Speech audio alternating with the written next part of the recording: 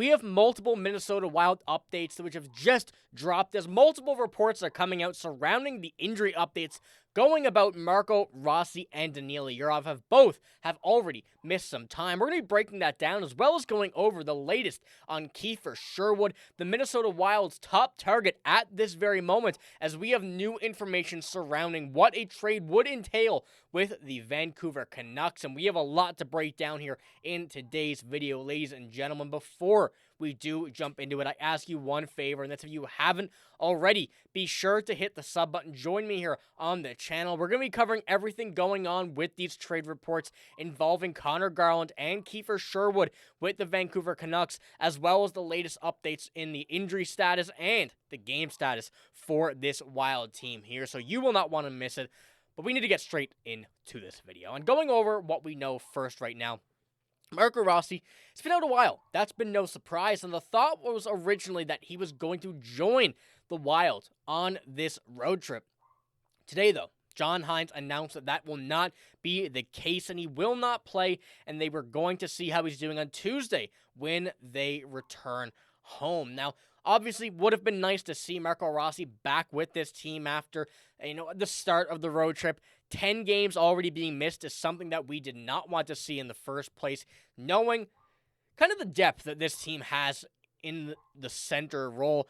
Being kind of in the mid-tier category, you were really banking on these guys staying healthy, and the fact that he's missed more time than initially anticipated is not only going to kind of take a big hit to kind of your mentality going into this, but it also is not great for the Minnesota Wild. Although they have kept up in a very good pace throughout this season so far without some of their top names, specifically being Marco Rossi. In this case, they're also down another very important player. And we have another update regarding Danila Yurov. Now, this did come yesterday before the game, and his return was imminent.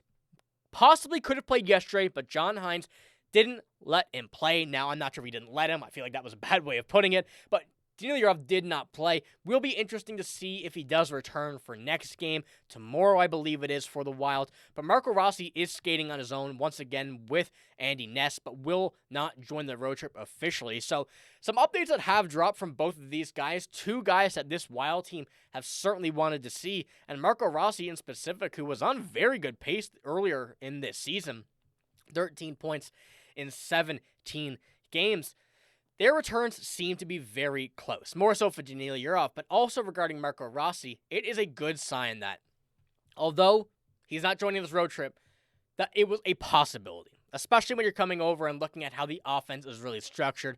We're getting healthy, and that's the one thing that the Wild have really been hoping for. And the fact that right now we're seeing this team still be as good as it is, drop a point to Calgary yesterday, ultimately being their first lost point in nearly a month in regulation. I should say lost in regulation in nearly a month.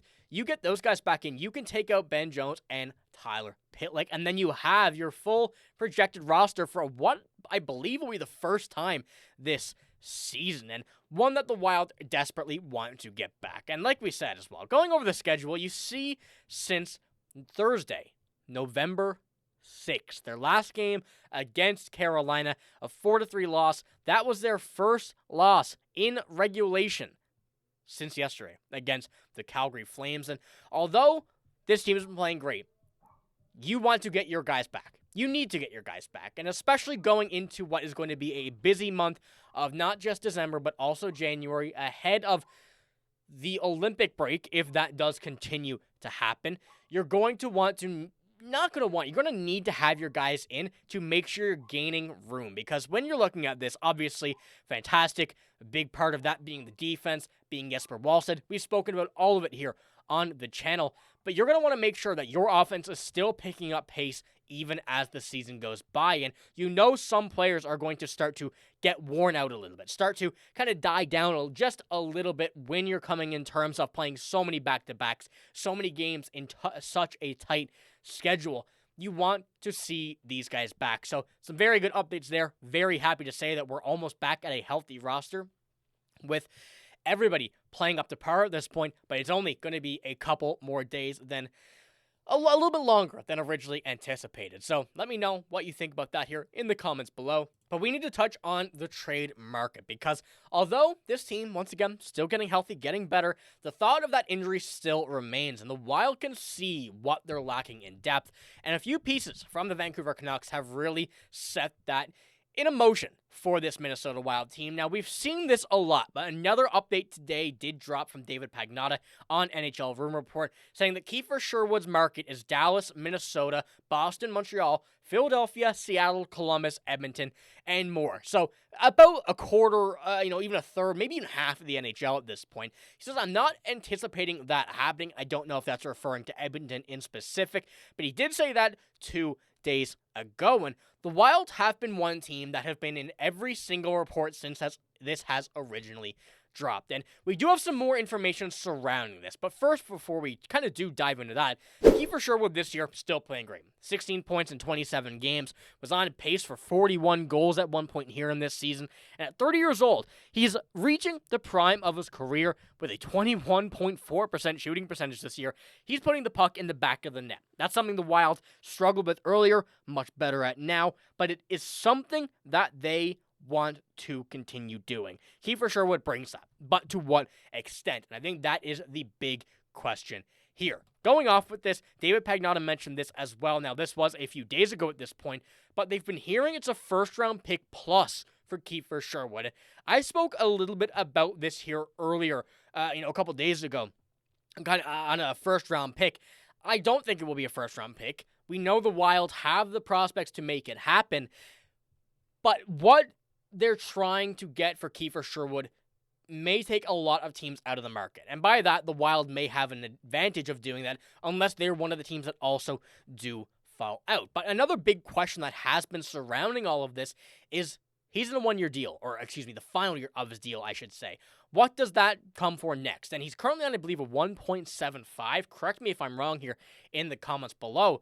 But once again, from David Pagnotta, we're seeing, or Nick Kypreos this time, from Kiefer Sherwood, he's looking for a $5 million or north of that on a 6-year deal. And this also did come out a little bit later in November.